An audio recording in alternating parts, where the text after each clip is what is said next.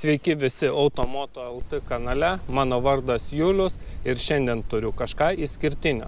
Tai visiškai naujas Gojos T-Roc 1000 ir taip, aš esu vienas iš pirmųjų, kuris gali jį išbandyti.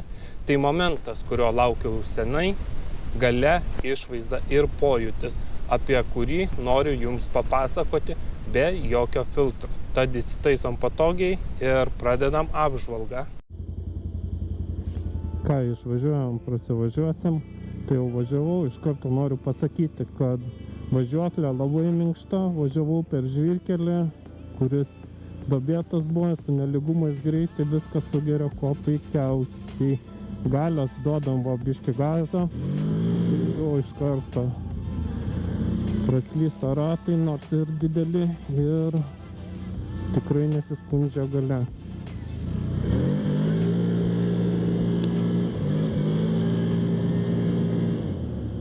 Kai pirmą kartą išgirdau pavadinimą Gojos T-Roc 1000, pagalvojau, dar vienas keturratis. Tiesa, bet kai jį pamačiau, supratau, kad čia kažkas visiškai nauja. Pirmas dalykas, kurį pamatai, tai yra šio keturračio dizainas. Agresyvus, tarsi išpjautas iš uolos. Kampuotas priekinis buferis, LED žibintai, kurie atrodo taip, lyg būtų paimti iš sportinio bagio. Viskas atrodo tvirtai. Čia nėra pigios plasmasės ar kompromisų. Plati sėdynė, kuri turi ir keleivio sėdynę. Dizainas labai gražus keleivio, atlošas yra skeltas į dvi dalis, ergonomiškas. Pasižiūrime į amortizatorius, amortizatoriai ilgos eigos, o ratai taip ir prašosi purvo. Kalbant apie variklį, tai po šiuo gaubtu yra V-twin variklis, kuris turi beveik 1000 kubinių centimetrų, 2 cilindrus ir beveik 90 arklio galių su 85 Nm sukimo momento. Skaičiai įspūdingi, bet esmė, kaip jis jaučiasi. Spaudi gazo rankeną, jis reaguoja akimirksniu. Tarsi sakytų, ar tikrai tai nori daryti. Ir tada prasideda visos linksmybės.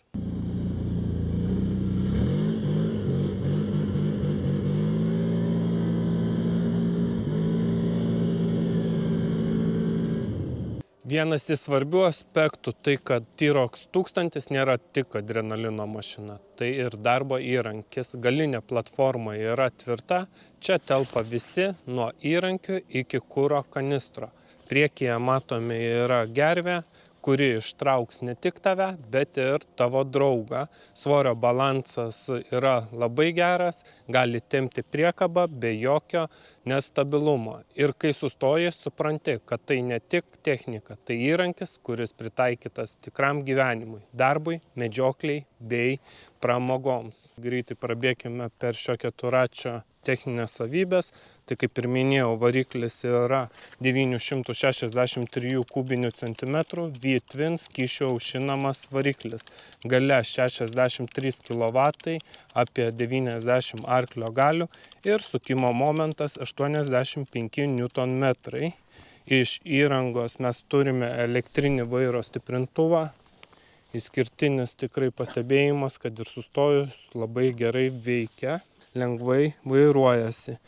Turi 2 ir 4 varančių ratų įsijungimo mygtuką ir visų 4 varančių ratų blokavimą. Tai vienas dalykas, visą laiką važiuojam, jeigu ant 2 ratų yra gale blokuotas reduktorius ir įjungus 4 ratus, čia matome jau turime 4 varančius ir paspaudus čia visus turime ir priekį ir gale sublokuotus diferencialus. Priekyje galinga gervė su silikoniniu trosu.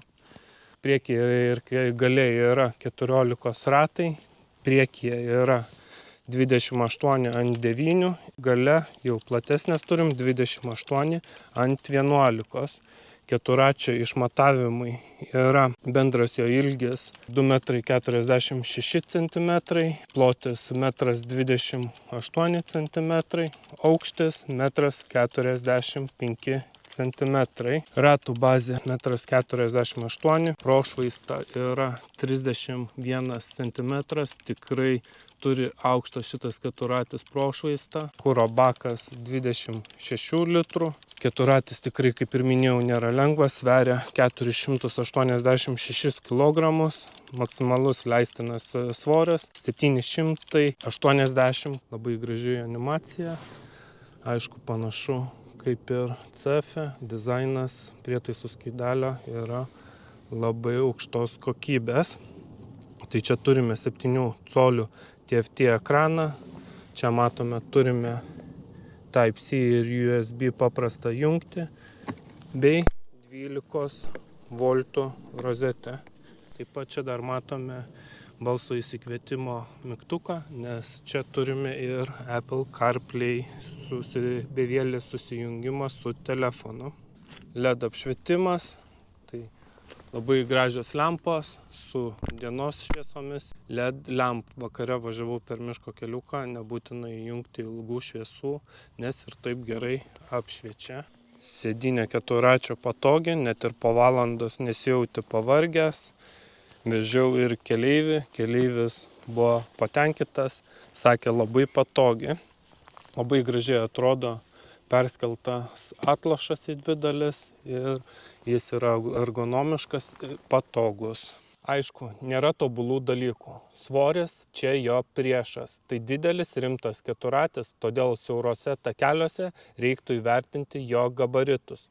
Degalų sąnaudos jos nėra mažos, bet su tokia galia to ir tikėtis reikėtų. Kaina taip, ji atspindi klasę, bet už ką moki? Už kokybę, už įspūdį, kurį sunku pamiršti.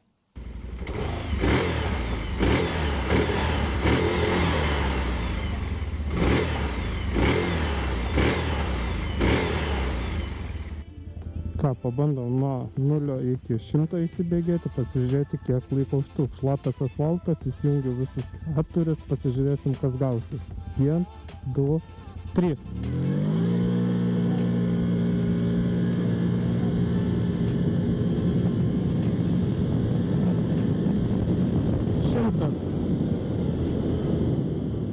Taigi, man šitas keturratis paliko tikrai gerą įspūdį. Tai ne šiaip mašina, tai pojūtis, kuris išlieka net tada, kai išjungi variklį.